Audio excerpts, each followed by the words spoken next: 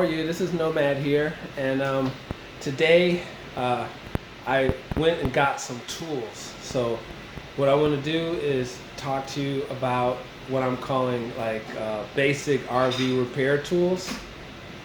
You know, to fix up an old RV, you're going to need some basic tools, and the reason I'm showing all this is because I just want you to understand that anyone can do this. It's not really that difficult, okay? And I know it can seem overwhelming, like what do I do, where do I start, what do I get? I don't know nothing about carpentry or RVs or whatever. It's really not that complicated, okay? So, you know, I'm gonna get some more tools eventually, more sophisticated tools, but right now I just got some basic tools for basic stuff that you need, right? So that's what I'll be talking about. Okay, so I went to Home Depot and basically I just got like some basic stuff. You know, it only costs about $80, and you know, here it is. So let's see. So first what I got is a basic screwdriver set. I mean, like everything in this bag only costs about $10 or less, right? So this was like $7, but you're gonna basically need a good flathead screwdriver, a good Phillips screwdriver of different lengths for different situations. This is, you know, just a basic screwdriver set. Like any basic screwdriver set will do, right? So that's one thing. And then I got a saw. Like, you know, this is just a basic small saw. The reason I got it was because there's a giant piece of plywood in there that when I bought it, somehow they got it in there and I can't get it out, and I gotta cut it in half. Although the overhang, I'm ripping that out and it's basically a giant piece of plywood, so maybe I can use that plywood to fix the overhang. I don't know. But anyway, I'm gonna need to cut some wood. So this is just a nice little basic saw. Again, this only cost about $7, right? Okay. So the other thing I got is some quick start.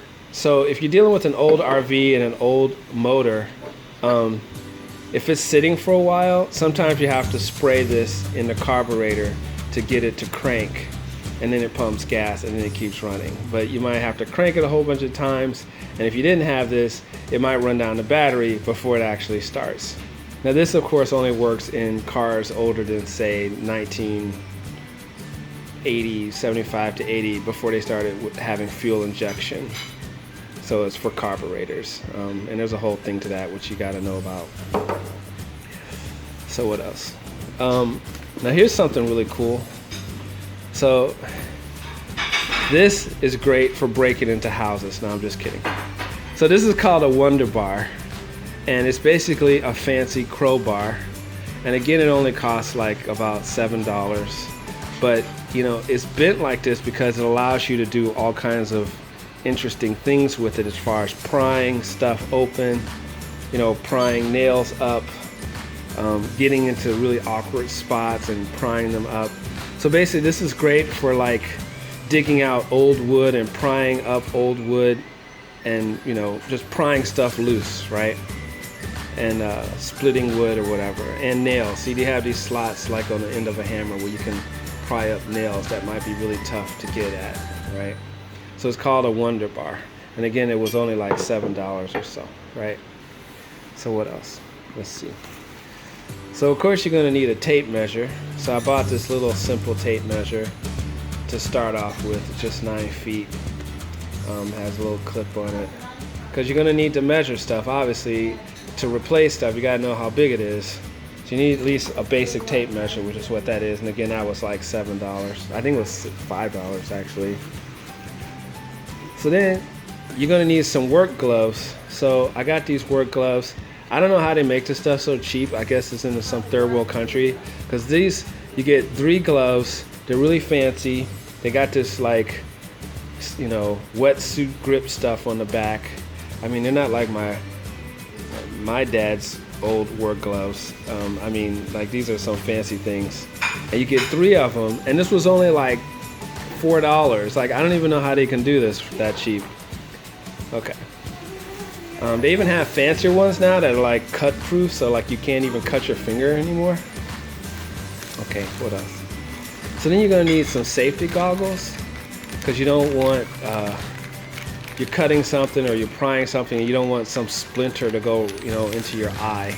Especially if you're working on a ceiling and stuff, you're working with fiberglass and metal pieces and you're sawing something and you don't, if you're looking up, you don't want stuff falling in your eye. So these are real cheap.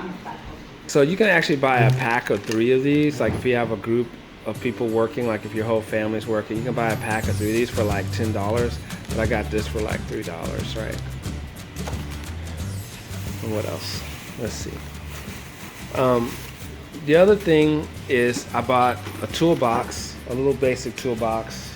It's not quite big enough to fit everything I have, but the next biggest size was too big, so I just went with this, and it was only like $7 also.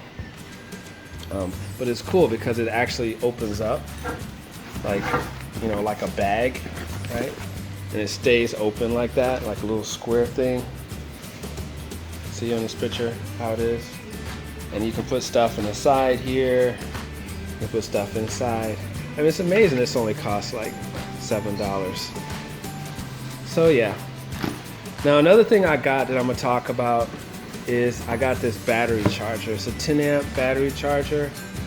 So I bought a refurbished battery, and every time I charge, try to start the RV after it's been sitting a while, the battery's not fully charged and it dies before it starts. So the cool thing about this is like you just plug it in and it'll charge the battery, and once the battery is charged, it'll keep it charged. It's called maintaining, right? So I think this is a good thing to have also. So right now I'm charging my battery. So you see this is the charger here, right? And you see it's in maintain mode. And basically I have my battery here. And you just take these 2 clips and you hook them up, positive and negative, and it will just keep it charged the whole time. See, I just have it plugged into the wall, just like that. Nothing fancy. Okay, so some other items I got was I got this power inverter. So basically an inverter allows you to plug things into your car or your battery. So it converts DC power to AC power. It comes with a little plug on it. So basically this is it. And they have ones with different wattages. This was only 120 watt, but you can get like a 3000 watt. Meaning like the biggest thing I could plug into this is like something that's like 120 watts, which isn't much, right?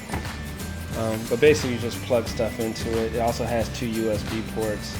And then this type you plug into your lighter of your car. But there's other types that clip to your battery. What else? So I also got this little box to store all those screws you saw that are piling up as I take all the accessories off. So I'm gonna put all the screws in this box.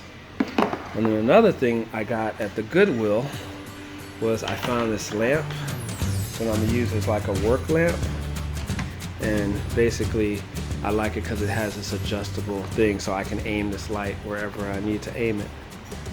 And then the last thing I got, which is really important, is I got a fire extinguisher in case there's a fire. I think there was a fire in this van before in the engine, and that's why it was abandoned or whatever. And then when we were first trying to start it, the wire started smoking. So, and then once we had the quick start, a big burst of flame came out of the carburetor. So I just feel like I need to have a fire extinguisher just in case. Because the whole thing would just start burning down and there wouldn't be nothing I could do about it. Just wanted you to kind of see these tools. Maybe the next video I'll show you how I'm actually using these tools to keep working on the ugly gun thing. Okay, so that's it. If you have any questions, leave them in the comments. If you have any suggestions, please leave them in the comments because, I'm new to this as well. So, okay, talk to you soon.